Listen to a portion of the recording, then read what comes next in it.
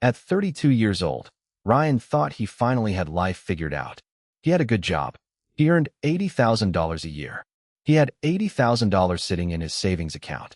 And, most importantly, after years of saying no to expensive vacations, canceling subscriptions he barely used, and pretending that supermarket brand cereal tasted exactly like the expensive stuff, he had finally saved enough money to make what felt like the biggest decision of his life. He was going to buy a house. Not because everyone told him he should. Not because owning a home automatically meant he was successful. He wanted a place that was his. A place where nobody could raise the rent. A place where he could paint the walls whatever color he wanted. A garage where he could keep tools he probably didn't know how to use. And a backyard where, someday, he imagined himself sitting on a quiet evening, looking at everything he had built. For Ryan, a house wasn't just a financial asset. It represented stability. It represented adulthood. It represented finally having somewhere to belong. But Ryan didn't realize it yet. The house he was about to buy would become one of the biggest financial decisions of his entire life. And 20 years later, he would look back and wonder whether buying it had actually been the right decision. Ryan had been renting a 3-bedroom house in a mid-sized American city. His rent was $2,000 a month. It wasn't perfect. The kitchen was a little outdated. The backyard wasn't particularly impressive. And every year, Ryan knew there was a possibility that his landlord would increase the rent. But there was one thing Ryan couldn't stop thinking about. He was paying $2,000 every month and owning nothing. So he started looking. One house became 5. 5 became 20. 20 became dozens. Eventually, after more house viewings than he ever wanted to admit, Ryan found it. 3 bedrooms, 2 bathrooms, a small backyard, and a garage. It wasn't a mansion. It wasn't his dream house. But Ryan stood inside that empty living room and imagined his future. He could see his furniture there. He could see himself cooking dinner. He could see himself sitting in the backyard. For the first time, the place didn't feel like somewhere he was staying. It felt like somewhere he belonged. The price was $350,000. Ryan had $80,000 saved.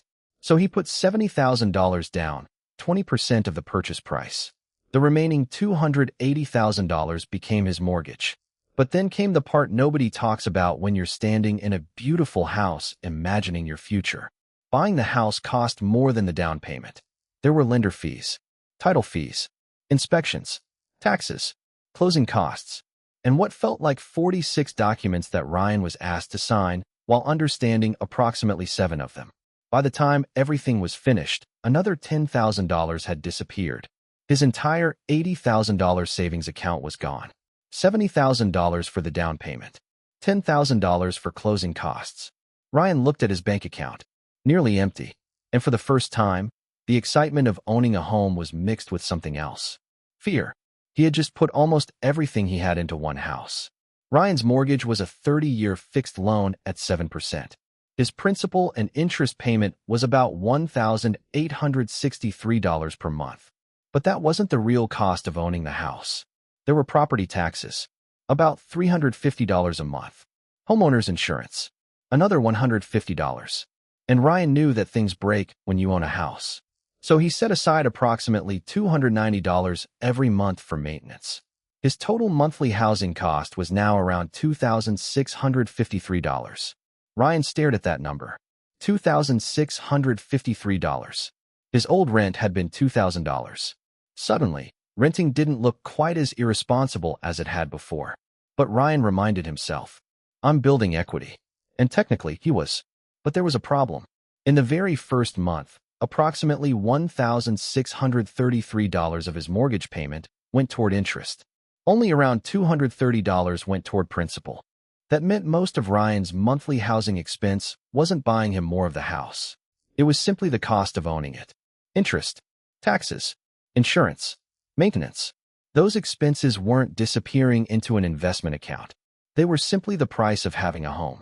Ryan didn't think much about that at the time. He was too busy moving furniture. The first 3 years taught Ryan something no spreadsheet could. Owning a house means every strange noise suddenly sounds expensive. One Saturday morning, the water heater stopped working. Ryan tried to fix it himself. He watched a YouTube video called, Easy Water Heater Fix. Anyone can do this. For hours later, he called someone who actually knew what they were doing. It cost him several $100s. Ryan wasn't happy about the bill. but he had been setting aside money for maintenance. So he paid it. Then one evening, sitting in his backyard, Ryan realized something. This house wasn't just an investment. It was a responsibility. After 3 years, his mortgage balance had fallen from $280,000 to about $270,835. He had paid down just over $9,000 of principal. But the house had also increased in value. If it had appreciated somewhere around 3% to 4% per year, it could now be worth approximately $382,000 to $394,000. Ryan's equity was roughly $112,000 to $123,000. For the first time, he could see that the house was becoming a meaningful part of his wealth. But there was another number he couldn't ignore. His friend Steve had continued renting. Steve had paid approximately $72,000 in rent over those 3 years. But Steve had also invested the $80,000 he hadn't used for a down payment. And he invested the monthly savings between renting and owning. At a hypothetical 10% annual investment return, his portfolio could have grown to around $130,000. Ryan looked at the numbers. His home equity was around the same range. Steve had roughly the same amount in investments. 2 people, the same income, the same starting savings. 2 completely different decisions. And after 3 years, they were surprisingly close. Ryan's life began changing. His career improved. His salary increased. The neighborhood changed. The house became more valuable. But Ryan discovered something strange about home ownership. The mortgage payment stayed fixed, but the house didn't become cheaper. Property taxes increased. Insurance became more expensive. And the older the house became, the more things seemed to need attention. A leaking pipe, a broken appliance, a repair in the garage, a problem with the roof. None of them individually destroyed him. But together, they reminded him of something important. A house doesn't stop costing money just because you've bought it. Meanwhile, Steve's rent continued rising. $2,000 became roughly $2,060. Then around $2,122. Then higher again. Every year, the number increased. But Steve still had his investment portfolio. And something else was happening. His money was compounding. Ryan's house was appreciating. Steve's investments were compounding.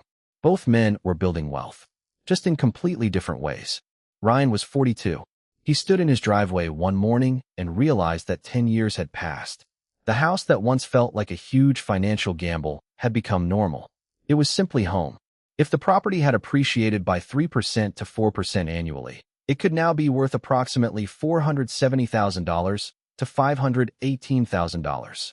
His mortgage balance was around $240,000. That meant Ryan had approximately $230,000 to $278,000 in home equity. He smiled. He owned a substantial portion of his house now.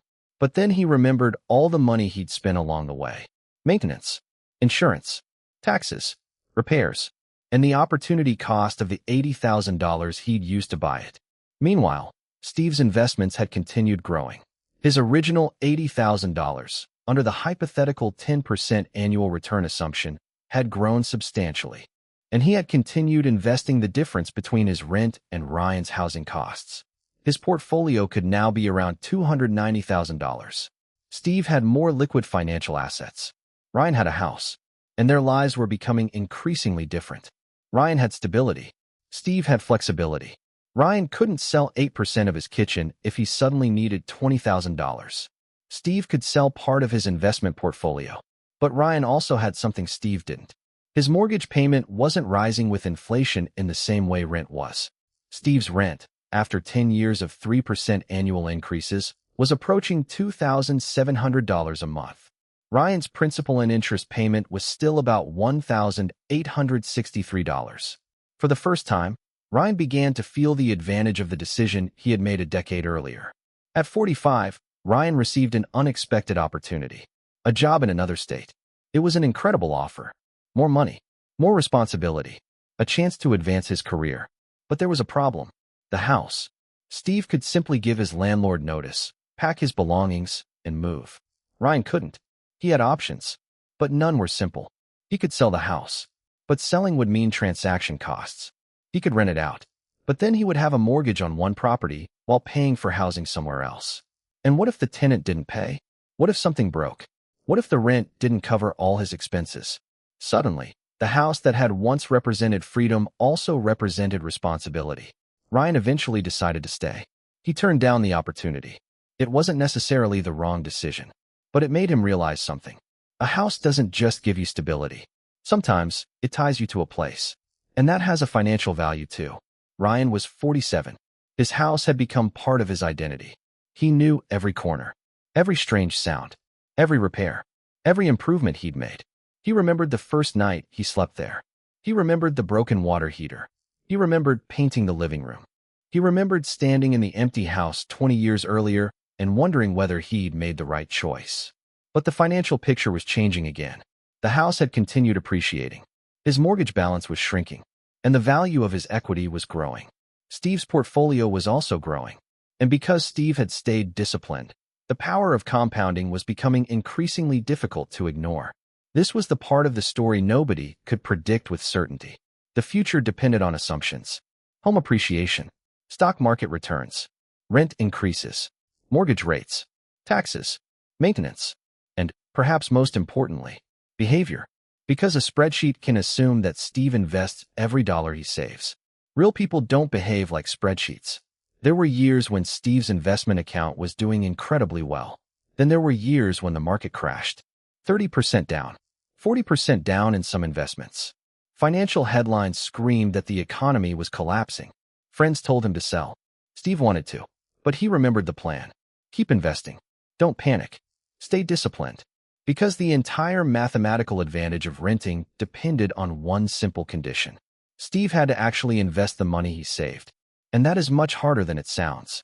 The money that was supposed to go into investments could have bought a nicer car, a bigger vacation, a better apartment, a new television, 100 small purchases that didn't feel expensive individually. That's the hidden danger of renting. Renting doesn't automatically make you wealthy. Investing the difference can, but only if you actually invest it. Ryan was 52. He stood in the same backyard where he had once imagined his future. 20 years had passed. The house was now worth somewhere between approximately $632,000 and $767,000 under the assumed 3% to 4% annual appreciation range. His mortgage balance had fallen to around $160,000. That meant his home equity could be roughly $472,000 to $607,000. The house had become a significant part of his wealth. But Ryan still had a mortgage. 10 years remained. Steve was also 52, and his investment portfolio had been compounding for 2 decades. Under the hypothetical 10% annual return assumption, the original $80,000 alone could have grown to roughly $538,000. And that didn't include the additional money he had invested over the years. With those contributions and their growth, his portfolio could be around $750,000. On pure net worth, under these assumptions, Steve had come out ahead. But the story wasn't as simple as saying, Steve won. Because wealth isn't just a number. Ryan had a house. Steve had a portfolio. Steve could sell $20,000 worth of investments tomorrow if he needed the money. Ryan couldn't sell 8% of his kitchen. Ryan would need to refinance, borrow against his home equity, or sell the property. Steve owned thousands of companies through diversified investments. Ryan owned one property, one street, one neighborhood, one city. If his local economy performed incredibly well, he benefited. If the neighborhood declined, he couldn't simply sell the upstairs bathroom and invest somewhere else. But Ryan had something Steve didn't. Housing security. Ryan knew where he lived. His mortgage had an endpoint. Eventually, the house would be paid off. Steve's rent had no finish line. After 20 years of 3% annual increases, his original $2,000 rent could now be around $3,600 per month. Ryan still had 10 years of mortgage payments. Steve could move whenever he wanted. Ryan had spent 20 years building a home. Steve had spent 20 years building financial liquidity. Neither had made a completely wrong decision. Neither had made a completely perfect decision. Ryan used to believe the question was simple. Should I buy a house or rent? 20 years later, he realized that had never been the real question. The real questions were, how long will you stay? How expensive is the house compared with the rent? What will mortgage rates cost you? How much will taxes and maintenance cost? How quickly are rents rising? What could your money earn somewhere else? And perhaps the most important question of all, What will you actually do with the money you save? Because renting for 20 years while spending every dollar you save isn't an investment strategy. It's just renting. And buying a house for 3 years before selling it can be an expensive mistake. Buying generally becomes more attractive when you plan to stay for a long time. 7 to 10 years or more can give the transaction costs, principal payments, and potential appreciation enough time to matter. Renting becomes more attractive when houses are extremely expensive relative to comparable rents. One simple measure is the price-to-rent ratio. Take a $350,000 house. If comparable rent is $2,000 a month, that's $24,000 a year. $350,000 divided by $24,000 gives a price-to-rent ratio of about 14.6. As that ratio gets much higher, renting can become more competitive. But no single number can decide your life. Because this isn't just mathematics. It's behavior. It's lifestyle. It's risk. It's freedom. It's stability. It's your tolerance for uncertainty. At 52, Ryan sat outside his house one evening. The same backyard. The same house. A very different man. He thought about the 32-year-old version of himself who had stood in that empty living room 20 years earlier. That younger Ryan had wanted certainty. He wanted something permanent. He wanted to know that no landlord could suddenly tell him his rent was going up. And he got exactly what he wanted. But he also learned what that certainty cost. He had given up liquidity. He had accepted maintenance. He had accepted concentration risk. He had tied himself to one location. And he had committed hundreds of thousands of dollars to a single asset. Steve had chosen differently. He had paid rent. He had accepted rising housing costs. But he had preserved flexibility. He had invested. He had kept his money liquid. And under the assumptions of this particular story, his investments had ultimately grown larger than Ryan's home equity. But Ryan didn't regret buying the house. Because the house had given him something the spreadsheet couldn't measure. 20 years of stability. 20 years of knowing where home was. 20 years of changing the walls, fixing the problems, building memories, and slowly turning a building into a life. And that was when Ryan finally understood. The goal was never to find the choice that looked best on a spreadsheet. The goal was to choose the financial life that actually matched the person you were. Ryan or Steve? The answer is, it depends. If you buy a house and move 3 years later, the transaction costs can punish you. If you rent for 20 years but spend every dollar you save, you may lose the investment advantage. If you buy an affordable home and stay for decades, ownership can build enormous wealth. If you rent an expensive house and invest the difference consistently for decades, renting can also build enormous wealth. There is no universal winner. There is only the strategy you can actually stick with. Ryan needed time. Steve needed discipline. Ryan needed stability. Steve needed flexibility.